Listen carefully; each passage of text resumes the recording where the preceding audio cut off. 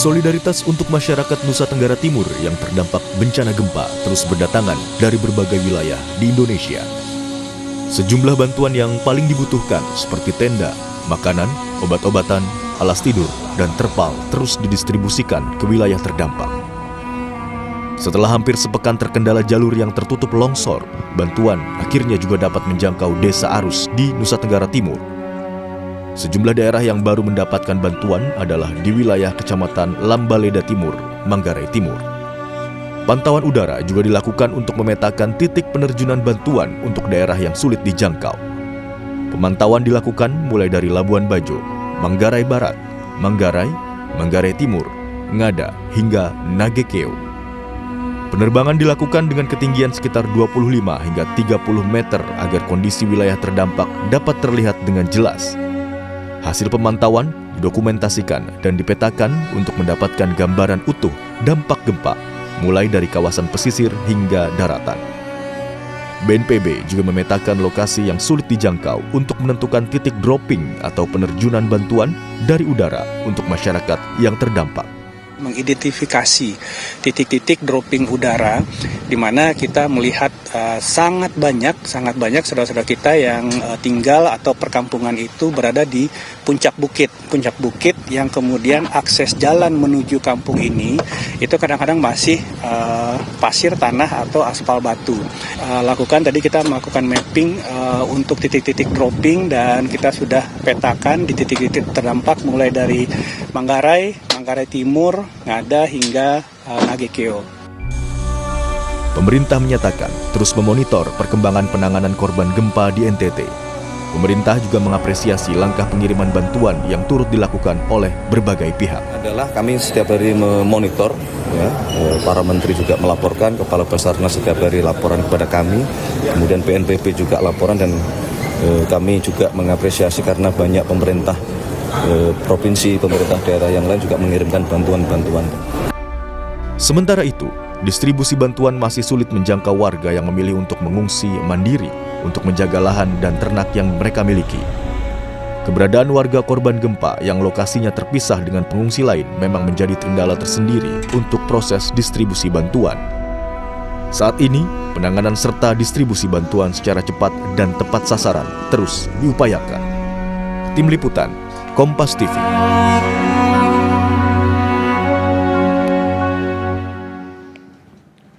Penanganan serta distribusi bantuan secara cepat dan juga tepat sasaran bagi korban gempa Nusa Tenggara Timur dibutuhkan. Pemerintah terus berupaya mendistribusikan bantuan ke wilayah terdampak, dibarengi dengan solidaritas dari berbagai pihak yang turut mengumpulkan dan mengirimkan bantuan. Apakah distribusi sudah tepat dan maksimal, serta bagaimana DPR mendorong pemerintah untuk memaksimalkan penanganan dan pemulihan korban gempa. Kita akan bahas dalam dialog di pagi hari ini, saudara, bersama anggota Komisi 8 DPR, fraksi PDIP Muhammad Abdul Aziz Saifuddin, dan juga Afianto Amri, Ketua Umum Masyarakat Penanggulangan Bencana Indonesia. Selamat pagi, Kang Aziz, Mas Afianto. Ya, selamat pagi, Mas Bring. Baik, Kang Aziz, kita sudah melihat dari 7 hari ini sejak gempa pertama kali terjadi di NTT, bagaimana Anda melihat respons dan juga penanganan bencana oleh pemerintah sejauh ini? Ya, kami terus mendorong dan memantau pemerintah untuk menjalankan penanganan bencana secara komprehensif dan tidak hanya berhenti di tanggap darurat saja, tapi pasca darurat juga negara harus hadir. Nah, setelah kebutuhan dasar seperti pangan, sandang, dan juga terpenuhi, harus segera masuk fase recovery. Ya, saya berharap pemerintah juga bergerak cepat untuk bisa NTT ini bisa pulih segera. Tapi bagaimana kemudian dengan pendistribusian bantuan, Kang Aziz, karena kami mendapat informasi bahwa masih banyak mereka yang terutama ini mengungsi secara mandiri belum tersentuh bantuan. Ya, kalau kami juga mendapatkan laporan serupa bahwa masih banyak juga masyarakat yang belum mendapatkan bantuan, makanya pentingnya integrasi data dan juga pemetaan dan juga segera pemerintah ya mungkin karena bencana ini hampir bencana gempa bumi susulan ini juga hampir 4.000 kali yang terjadi, bahwa kita mendorong bahwa untuk segera memulihkan jalur infrastruktur distribusi bantuan logistik melalui darat, udara juga laut agar bantuan ini bisa sampai ke masyarakat yang terisolasi. Baik, jalur evakuasi ataupun juga jalur transportasi dan juga pendataan yang kemudian perlu didorong. Kemudian saya ke Mas Afianto. Kalau dari Mas Afianto, dari kacamata Anda, bagaimana penanganan yang dilakukan pemerintah selama paling tidak 7 hari kebelakang ini? Baik, terima kasih Mas Bre. Menurut kami memang mobilisasi bantuan dari pusat ke wilayah terdampak itu sudah lebih baik dibandingkan bencana sebelumnya ya, seperti kita lihat di waktu Sumatera kalau kita bandingkan. Tapi memang kendalanya ini adalah bagaimana last mile distribution, distribusi hingga sampai ke orang yang membutuhkan itu menjadi tantangan karena jalan yang terputus atau medan yang tidak ramah dan juga personel yang memang harus digerakkan sebanyak mungkin ya gitu. Jadi kalau kita juga melihat bagaimana pemerintah bisa menggandeng seluruh komponen masyarakat termasuk para relawan, masyarakat sipil untuk bisa membantu distribusi itu bisa lebih cepat dan merata. Tapi masalah utamanya dari mana sih Mas? Apakah tadi soal pendataan atau tadi soal jalur menuju ke lokasinya yang masih mungkin sulit untuk dijangkau? Memang ada beberapa wilayah yang sulit dijangkau ya, seperti kayak di wilayah Riau atau di pulau kecil yang Palue dan wilayah-wilayah lainnya. Dan dan juga kan memang karakteristik dari gempa itu memang banyak yang seperti tadi dibilangkan pengungsi mandiri ya gitu. Jadi mereka tidak semuanya tersentralisasi. Wilayah terdampak pun di daerah Flores itu juga desa-desanya juga cukup luas dan berjauhan ya gitu. Jadi memang tantangan geografisnya juga besar. Sehingga memang sumber daya yang dibutuhkan juga termasuk personal memang harus tinggi juga ya gitu dan disitulah kendalanya. Baik, saya kembali ke Kang Aziz. Kang Aziz, kalau kita cermati pernyataan dari pemerintah yang masih belum ingin membuka pintu bantuan untuk korban gempa dari negara lain, kira-kira pendapat Anda seperti apa? Apakah kita mampu memang untuk menangani ini semua sendiri? Ya, kalau menurut saya negara harus melindungi rakyatnya ya, serta memulihkan secepatnya dari bencana ini. Bagi korban bencana, yang penting itu bukan dari mana asal bantuannya, tapi bagaimana kecepatan negara hadir dalam mengatasi kebutuhan dasar seperti pangan, sandang, dan hunian yang aman.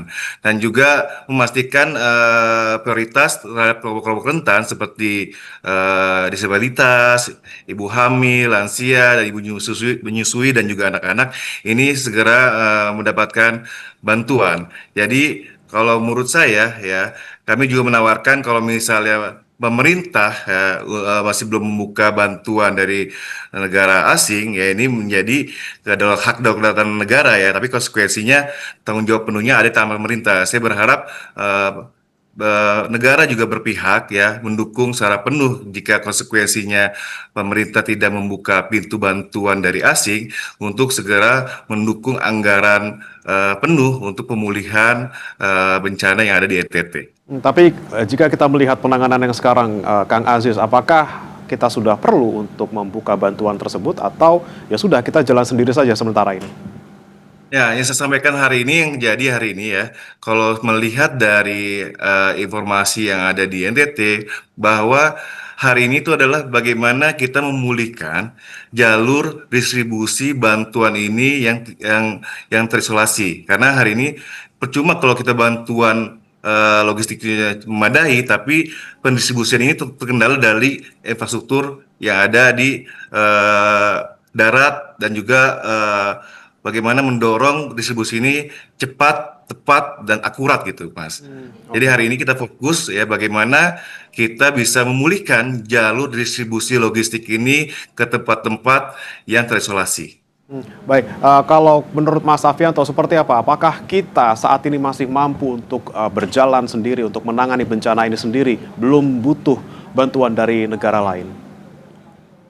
Kalau kami dari MPBI merasa bahwa pertanyaan adalah bukan mampu atau tidak mampu ya gitu, tapi semua bantuan yang dicurahkan atau didistribusikan itu akan mempengaruhi kecepatan dan akurasi dan efektivitas bantuan ya gitu. Jadi dalam artian bahwa bukan berarti solidaritas dari negara-negara luar atau dari saudara-saudara kita yang di luar Indonesia itu harus ditolak ya gitu. Tapi dalam artian bahwa artinya kita tidak mampu, tapi seluruh bantuan yang ada itu bisa kalau misalnya uh, di uh, di dikelola dengan baik itu akan mempercepat bantuan itu bisa sampai ke warga yang membutuhkan.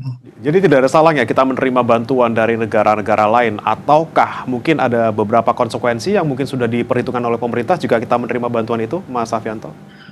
Indonesia sendiri kan tidak asing ya dalam hal menerima bantuan luar negeri. Kita yang tentunya selalu kita ingat adalah tsunami Aceh di 2004, gempa bumi Yogyakarta di 2006, hingga mungkin yang paling dekat dengan kita itu di gempa bumi tsunami Sulawesi Tengah di 2018 ya gitu. Dan seiring dengan waktu itu pemerintah Indonesia semakin capable, semakin baik dalam mengelola bantuan asing. Dan waktu di tahun 2018 itu bantuan pemerintah memberikan pernyataan bahwa pemerintah welcome international assistance tapi untuk barang-barang atau jenis bantuan A, B, C, dan F gitu misalnya gitu. Jadi memang harus selektif. Tidak bisa kita membuka semuanya sehingga seluruh jenis bantuan itu masuk ya karena memang tidak dibutuhkan juga gitu. Tapi memang ada hal-hal yang memang mungkin dibutuhkan dan bisa membantu speed of response. Dibantu secara selektif tentunya ya, agar bisa tadi mempercepat penanganan bencana. Tapi Kang Aziz, kalau menurut Anda, apa salahnya kemudian pemerintah menerima bantuan dari luar negeri, toh juga bisa mempercepat apa yang bisa kita lakukan. Kalau misalnya pemerintah sendiri melakukan ini sendiri seperti itu mungkin nilainya 8 dari 10, tapi kalau misalnya ada bantuan dari luar misalnya jadi 10 ke 10 gitu. Menurut Anda seperti apa? Ya, menurut saya sih nggak ada salahnya ya. Kayak tadi sampaikan oleh Mas Sapianto bahwa Indonesia juga sudah juga pernah menerima bantuan dari negara asing ya. Justru hari ini saya sampaikan kalau misalnya hari ini belum membuka ya, mungkin jangan menutup rapat bantuan tersebut. Tadi sampaikan bahwa kita harus selektif ya menerima bantuan asing dan juga bagaimana mengelola bantuan asing ini secara transparan dan juga akuntabel dan juga bisa sampai ke masyarakat yang membutuhkan gitu Mas. Oke, jadi kalau kita misalnya bicara soal Indonesia yang juga sempat beberapa kali memberikan bantuan ke luar negeri, misalnya ke Palestina, kemudian juga ke Vanuatu, sempat ada bencana di sana. Apakah ini juga saat yang tepat juga gitu, Kang Aziz, untuk juga menerima bantuan, paling tidak juga untuk menjaga hubungan baik antara negara ini? Ya, kalau saya sih menawarkan jalan tengah ya, bagaimana bantuan asing ini bisa masuk ke Indonesia dengan mekanisme satu pintu, ya government to government, dan pemerintah pusat juga bisa mengatur agar juga menjaga kedaulatannya untuk bisa penanganan ini masih tetap ditangani oleh pemerintah pusat. Dan juga sebagai negara sahabat kita juga terima kasih ada kesempatan memperhatikan masyarakat NTT ya, masyarakat Indonesia yang terdampak bencana. Jadi kalau menurut saya sih ya kita nggak perlu menutup rapat bantuan tersebut menurut saya. Karena Indonesia juga sering juga melakukan bantuan-bantuan ke negara sahabat juga. Oke, baik. Saya kembali ke Mas Safianto. Mas Safianto, selain saat ini yang kemudian masih menjadi PR, ada beberapa kebutuhan dasar masyarakat di beberapa pengungsian mandiri yang belum terpenuhi gitu. Kita juga harus melihat ke depan bahwa masih ada loh warga yang butuh hunian untuk mereka bisa tinggal. Saat ini mereka masih tinggal di tenda darurat. Bagaimana kira-kira seharusnya pemerintah strateginya untuk bisa segera membangun hunian sementara untuk para korban gempa ini? Perlu kita ingat juga bahwa masyarakat Flores itu tidak asing dalam menghadapi gempa atau bencana-bencana besar dan juga termasuk tsunami ya gitu. Jadi yang kita di situasi di wilayah ini adalah warga yang cukup resilient, cukup tangguh dalam menghadapi berbagai macam ancaman bencana dan sudah punya banyak pengalaman. Jadi menurut kami apabila mereka bisa diberdayakan dengan mendorong kemandirian, dengan mereka bisa memperbaiki recovery dan pulih secara mandiri, itu akan jauh lebih baik dibandingkan mereka disuguhkan barang-barang atau produk-produk jadi gitu. Jadi maksudnya, dengan mereka bisa distribusikan peralatan, perlengkapan, perkakas untuk memperbaiki rumah mereka dan juga, pengetahuan yang tepat gitu dalam hal bagaimana membangun rumah, mengantisipasi agar, bisa bangunannya tahan gempa, itu akan jauh lebih cepat, jauh lebih, tepat dan jauh lebih, sustainable ya, jauh lebih, long lasting gitu, daripada pemerintah pusat atau pemerintah daerah memberikan bangunan-bangunan dan juga mengkerahkan seluruh personilnya untuk membangunkan rumahnya untuk warga-warga ini ya gitu. Dan juga perlu kita ingat bahwa banyak kearifan lokal dan pengetahuan daerah ini yang membuat mereka lebih lebih sesuai gitu dengan karakter geografis, dengan karakter budaya dan karakter sosial yang dialami saat ini. Tapi dengan kondisi seperti ini, Mas Afianto, dengan kebutuhan dasar juga masih terbatas, bagaimana mereka bisa terpikir untuk bisa membangun rumah mereka sendiri? Sekarang kan orang-orang pada di pengungsian ya dan tentunya memang satu hal yang mungkin perlu kita ingat itu adalah bahwa saat ini masih banyak gempa susulan. Jadi memang perlu kita memastikan bahwa si gempa susulan ini sudah stabil ya gitu wilayahnya. Tapi di sisi lain juga mereka membutuhkan kegiatan, mereka butuh pemberdayaan, mereka butuh aktivitas yang bisa membuat mereka pulih lebih cepat. Saudara-saudara kita yang di NTT ini ya gitu. Bukan berarti fase tanggap darurat itu adalah fase di mana semuanya itu adalah peran orang-orang luar gitu, tapi juga bagaimana warga terdampak itu juga bisa terlibat, bisa ikut serta dan juga berpartisipasi dalam upaya memulihkan diri mereka sendiri ya gitu. Apabila mereka mendapatkan tools yang tepat, mereka mendapatkan fasilitas, sarana, prasarana, itu kami sangat yakin berdasarkan pengalaman-pengalaman sebelumnya juga mereka bisa bangkit dan pulih secara mandiri. Tapi memang kebutuhan dasar itu yang kami memang lebih khawatirkan saat ini adalah saat ini kita sedang situasi super El Nino, kekeringan, kemarau sedang tinggi, sehingga kebutuhan air bersih itulah yang menjadi sangat penting dan memang ini perlu intervensi dari luar. Oke. Intervensi dari luar butuh, tapi juga bagaimana menggerakkan masyarakat untuk juga bisa berkegiatan dan juga bisa memulihkan kondisi mereka. Kemudian Kang Aziz, kalau kita cermati mungkin pernyataan dari pemerintah yang terkait anggaran yang disiapkan untuk rekonstruksi pasca bencana, bagaimana Anda menilainya? Apakah cukup kemudian yang kemudian disampaikan oleh pemerintah tersebut? Ya, kalau saya melihat ya bahwa dari rapat bersama DPR, pimpinan DPR dengan pemerintah, bahwa ada pernyataan dari pemerintah melalui Menteri Keuangan bahwa dana siap pakai itu sudah ada di sekitar 250 miliar dan juga anggaran yang disiapkan oleh negara itu hampir 5 triliun. Nah, saya juga mendorong kalau misalnya anggaran ini juga masih kurang ya, pemerintah harus mendorong perpihakan negara untuk segera pemulihan dan juga dukungan anggaran untuk segera membangun kembali agar NTT ini bisa pulih kembali. Jadi kalau kita misalnya bicara soal kemampuan, bukan pusat, ini kita bicara soal pemerintah daerah gitu, Kang Aziz, ini kan juga ada keterbatasan di Pemda yang misalnya karena memang sudah di-cut gitu ya untuk dana transfer ke daerah. Bagaimana kemudian pemerintah daerah juga bisa ikut untuk bisa membangun kembali daerahnya? Ya, ini juga menjadi kekhawatiran saya juga bahwa adanya pemotongan transfer dana ke daerah ya. Kalau seandainya terjadi bencana seperti ini, pasti daerah akan mengalami kesulitan dalam penanganan bencana ini. Makanya perlunya koordinasi antara pemerintah daerah dan juga pemerintah pusat, sehingga apa yang dibutuhkan oleh pemerintah daerah itu juga bisa ditanggulangi oleh pemerintah pusat tersebut. Oke, koordinasi antara pemerintah daerah juga pusat.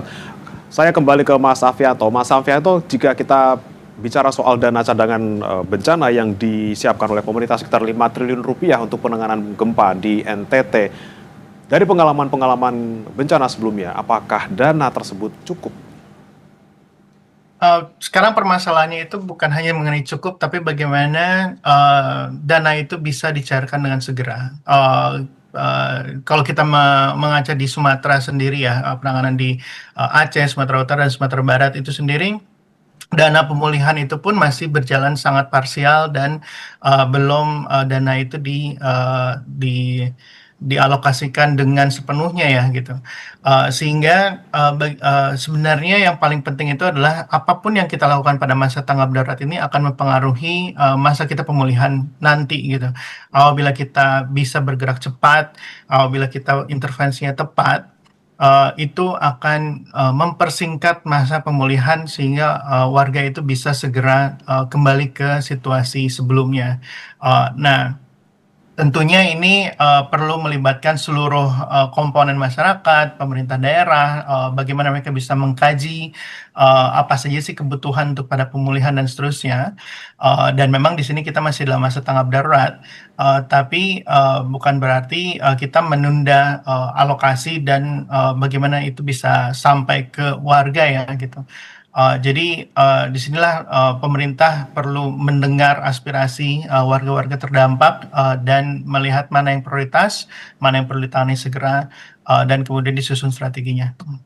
Oke, baik, kalau menurut Anda strategi yang paling pas untuk sekarang, Mas Afianto, di 7 hari pasca gempa NTT, apa yang harus dilakukan pemerintah secara bertahap? Apa tadi pemenuhan kebutuhan dasarkah, atau kemudian pendataan rumah rusak, atau seperti apa, atau perbaikan infrastruktur dan juga fasilitas umum?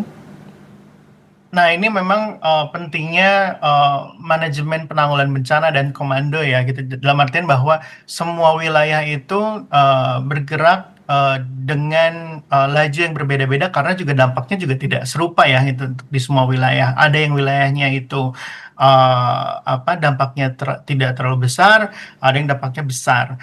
Ada yang intervensinya itu mungkin bisa sudah segera bisa lakukan transisi ke pemulihan, ada yang mungkin masih fokus di kebutuhan dasar. Nah, di sini pentingnya koordinasi, kerjasama, bagaimana melibatkan para LSM, relawan, instansi-instansi teknis untuk mengetahui apa formula dan strategi yang tepat di minggu pertama, di bulan pertama, bulan kedua, bulan ketiga, dan seterusnya ya gitu. Dan ini memang perlu perencanaan dan koordinasi yang kuat. Baik, saya ke Kang Aziz. Kang Aziz, kalau dari 7 hari ini Anda melihatnya evaluasi apa yang kemudian bisa diperbaiki oleh pemerintah paling tidak dalam menangani bencana ini? Ataukah tadi soal koordinasi, atau soal pendataan, atau apa yang kemudian perlu difokuskan pemerintah sekarang?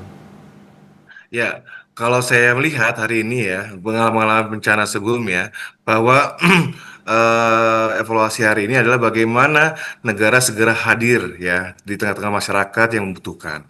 Yang kedua adalah bagaimana integrasi data ya antara pemerintah pusat dan daerah ini harus segera sinkron. Jangan sampai ada integrasi data yang berbeda. Contohnya misalnya banyak sekali laporan-laporan yang kita temui ya masyarakat bahwa masyarakat yang ada di daerah tersebut misalnya jumlahnya sekian tapi bantuannya tidak sesuai dengan jumlah masyarakat. Nah, ini sangat jadi evaluasi saya ya di DPR dan juga Komisi 8 bahwa jangan sampai bantuan dan juga jumlah masyarakat itu berbeda ya. Jadi akhirnya menimbulkan konflik ya di tengah masyarakat gitu.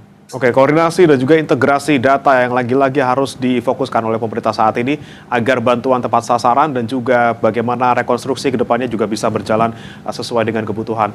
Terima kasih Muhammad Abdul Aziz Saifuddin, anggota Komisi 8 DPR RI fraksi PDIP, dan juga Mas Afianto Amri, Ketua Umum Masyarakat Penanggulangan Bencana Indonesia sudah bergabung di Sapa Indonesia Pagi. Selamat pagi Kang Aziz, Mas Afianto. Pagi. Terima kasih. Terima Selamat kasih. pagi.